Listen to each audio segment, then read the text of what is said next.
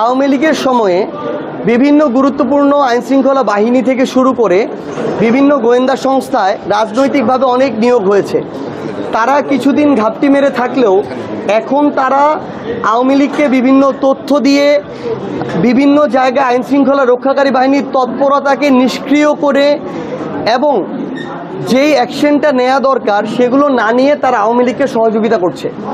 So আমরা মনে করি যে এই ধরনের যারা আছে তারা সুষ্ঠু নির্বাচনের অনেক বড় একটা অন্তরায় এবং এরা নির্বাচনে বিশৃঙ্খলা সৃষ্টি করার চেষ্টা করবে। পাশাপাশি আমরা আরও আরেকটা গুরুত্বপূর্ণ বিষয় মনে করি, প্রশাসনের ডিসি থেকে এসপি, ওসি থেকে ইউএনও, এসআই থেকে কনস্টেবল, এইরকম গুরুত্বপূর্ণ জায়গায় যারা আছেন, যারা নির্বাচনে গুরুত্বপূর্ণ দায়িত্বে থাকবেন মাঠ পর্যায়ে, আমরা মনে করি শুধু আওয়ামী লীগ নয়, অন্য আরও রাজনৈতিক দলের তোষামদি বা তেলবাজি করা শুরু করেছে এরকম কিছু প্রশাসনিক বা আইনশৃঙ্খলার সাথে জড়িত কর্মকর্তা, তারা তাদের পেশাদারিত্ব বজায় না রেখে অলরেডি তাদেরকে বিভিন্ন দলের ওসি, এসপি, ইউএনও, ডিসি হিসাবে ঘোষণা দিয়ে ফেলেছে। আমরা মনে করি তারাও একটা সুষ্ঠু নির্বাচনের বড় অন্তরায়। সবাই যে করছে এটা না, কিন্তু আমরা প্রত্যাশা করি আমরা মাননীয় স্বরাষ্ট্র উপদেষ্টা যিনি আছেন তার মাধ্যমে এই নির্বাচনের সাথে সংশ্লিষ্ট যারাই আছেন, আমরা স্পষ্ট করে বলি, যারা নিজেদের পেশাদারিত্ব বজায় রাখতে পারবে, পুলিশের হোক, প্রশাসন ক্যাডারের হোক কিংবা অন্যান্য জায়গার, আমরা তাদেরকে দায়িত্বে দেখতে চাই। কোনো একটা নির্দিষ্ট দলের ওসি, ইউএনও, ডিসি, এসপিদেরকে দিয়ে নির্বাচন করে সুষ্ঠু নির্বাচন সম্ভব নয়। সো এই জায়গাটা শুধু ওই আওয়ামী লীগের যে যারা আছে তারাই যে থ্রেট, ব্যাপারটা এরকম না, বরং মনে করি যারা এখন নিজেদেরকে সরাসরি বা পরোক্ষভাবে অন্য দলের ঘোষণা দিয়ে দিয়েছে তারাও সুষ্ঠু নির্বাচনের জন্য একটা পটেনশিয়াল থ্রেট। অনেকগুলো সংস্কারের প্রস্তাব ছিল এবং এই জায়গায় গুরুত্বপূর্ণ কিছু সংস্কার আছে এবং আপনি দেখবেন বিএনপি অনেক গুরুত্বপূর্ণ সংস্কার, যেগুলো ধরেন 50টা সংস্কারের চেয়ে ওই 5টা সংস্কার গুরুত্বপূর্ণ, ওই গুরুত্বপূর্ণ সংস্কারগুলোতে আবার নোট অফ ডিসেন্ট দিয়েছে। কিন্তু নোট অফ ডিসেন্ট দিয়েছে মানে এমন না যে ঐক্যমত্য কমিশন ওইগুলো বাদ দিয়ে দিবে। এখন পর্যন্ত আমরা ওইগুলোকে পাচ্ছি, দেখছি।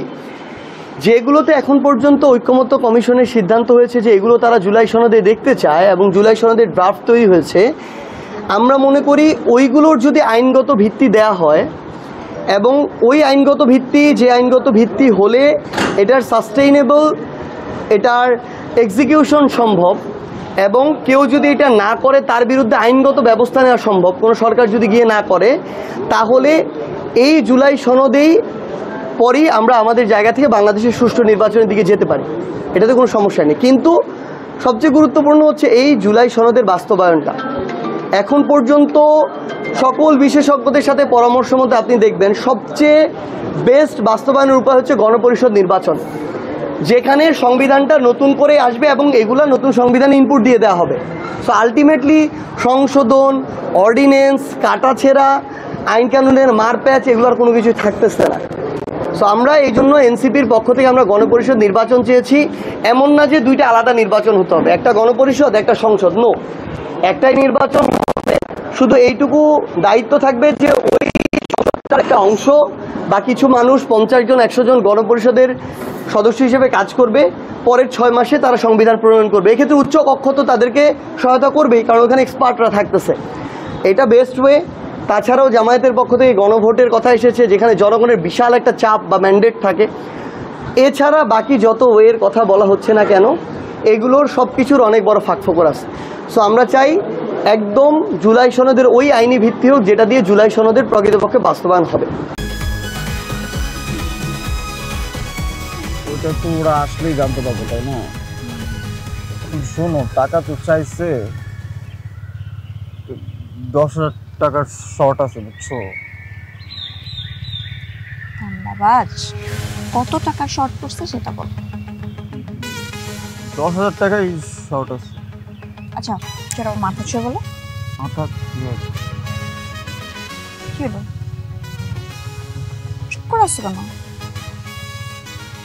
হন্ডামি, টাউটামি, জায়গা পাও না তুমি? তুমি কি জীবনে ভালো হবে না? শোনো, ভন্ড আর টাউট বলবা না, আমার ইগোটা লাগে।